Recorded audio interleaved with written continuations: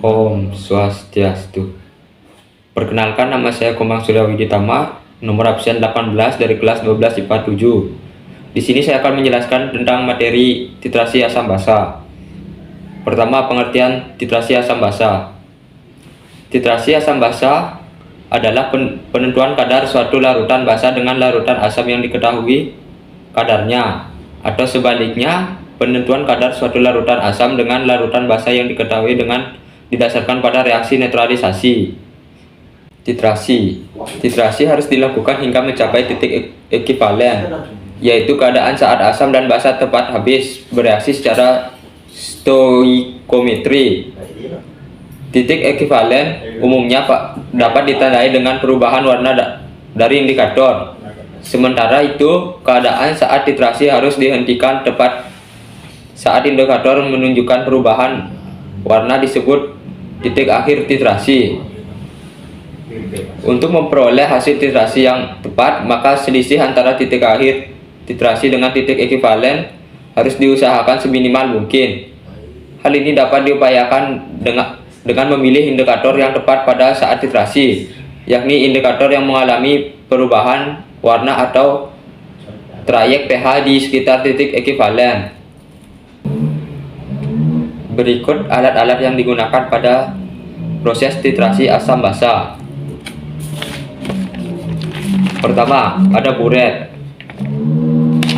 Buret adalah alat yang digunakan untuk mengukur volume zat cair. Alat ini terbuat dari kaca dengan bentuk memanjang di mana ujung atas terbuka dan ujung bawah runcing, yang dilengkapi dengan keran pembuka dan penutup. Dalam buret juga dilengkapi dengan skala yang teliti untuk mengukur volume larutan. Seperti yang telah dikatakan sebelumnya, bahwa fungsi utama dari buret adalah untuk mengukur volume zat cair dengan tepat. Oleh karena itu, buret digunakan dalam proses titrasi yang membutuhkan perhitungan volume yang tepat. Buret mampu melakukan perhitungan perubahan volume dari ruangan dalam titrasi. Selanjutnya, statif dan klem adalah alat laboratorium yang tidak dapat dipisahkan begitu saja. Banyak metode pengujian laboratorium yang memerlukan bantuan alat ini, seperti titrasi, destilasi, ekstraksi, dan reflux. Selanjutnya, ada labu Erlenmeyer. Fungsi labu Erlenmeyer umumnya Erlenmeyer terbuat dari kaca boros silikat sehingga tahan ketika dipanaskan. Ukuran labu Erlenmeyer bervariasi mulai dari 50 sampai 500 ml. Selanjutnya ada gelas kimia. Fungsi gelas kimia sebagai tempat melarutkan zat ketika membuat larutan 0,1 m NaOH atau natrium hidroksida. Maka NaOH tersebut akan dilarutkan dengan air ke dalam gelas kimia.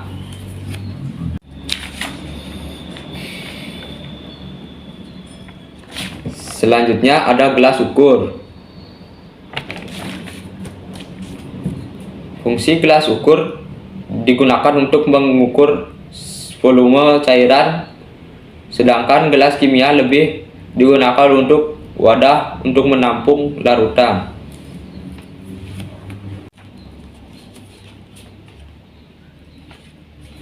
Selanjutnya ada pipet tetes seperti ini. Fungsi dari pipet tetes dalam penerapan kimia diantaranya mengambil cairan skala kecil. Kegunaan utama dalam pipet tetes lebih untuk mengambil cairan dalam skala tetesan kecil. Selanjutnya ada corong. Fungsi corong adalah apabila kalian sedang ingin memasukkan cairan atau bahan kimia, maka perlu menggunakan corong, gelas. Hal ini penting dilakukan agar bahan kimia tidak tumpah dan membahayakan diri kita. Selanjutnya, proses titrasi asam basa. Ketika melakukan proses titrasi asam basa, ada beberapa persiapan yang harus kalian lakukan. Pertama-tama, kalian harus memulai dengan mempersiapkan buret. Cuci buret dengan sabun dan air, lalu bilas dan alirkan dengan air sulit. Kemudian bilas lagi menggunakan larutan titran. Pastikan tidak ada gelombang udara pada buret. Sebelum melanjutkan proses titrasi, pastikan pula ujung buret terisi. Jangan pernah membuang sehingga cairan berada di bawah kalibrasi. Setelah itu, tentukan volume mula-mula dan catat datanya. Sebelum memulai titrasi, pastikan untuk selalu menghitung volume pada titik akhir yang diharapkan. Siapkan larutan yang akan dianalisis sehingga menempatkannya pada labu Erlenmeyer atau gelas kimia. Jika sampelnya berupa zat padat, pastikan padatan tersebut sudah dilarutkan dengan sempurna. Barulah kita menambahkan indikator. Gunakan buret untuk mengalirkan titran dalam jumlah beberapa mililiter dari titik akhir yang diharapkan. Indikator akan berubah warna ketika titran menyentuh larutan dalam Erlenmeyer. Tapi perubahan warna akan hilang setelah diaduk. Dekati titik akhir secara lebih perlahan sambil memperlihatkan warna labu Erlenmeyer. Dengan hati-hati, gunakan botol pencuci untuk membilas sisi labu Erlenmeyer dan ujung buret untuk memastikan semua titran tercampur dalam labu Erlenmeyer. Pastikan kalian tahu tampilan titik akhir titrasi. Baik, di sini saya akan menjelaskan soal tentang titrasi asam basa. 1. Sebanyak 15 ml H2CO3 dititrasi dengan 0,1 NaOH. Ternyata pada akhir titrasi diperlukan volume NaOH sebesar 15 ml.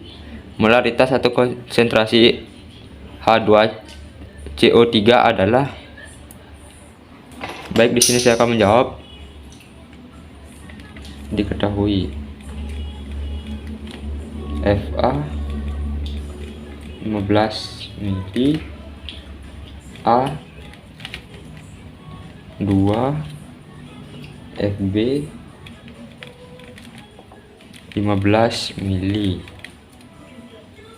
B 1 dan Mb 0,1 M. Ditanya MA dengan MA kali FA kali A sama dengan MB FB kali B. MA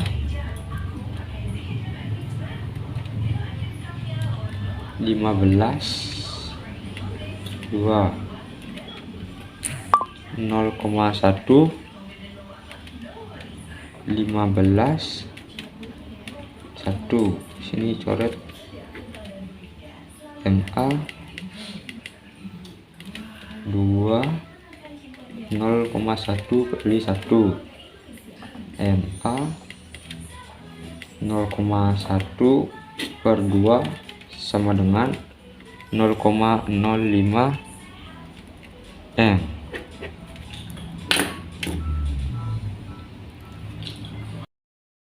Sekian, terima kasih.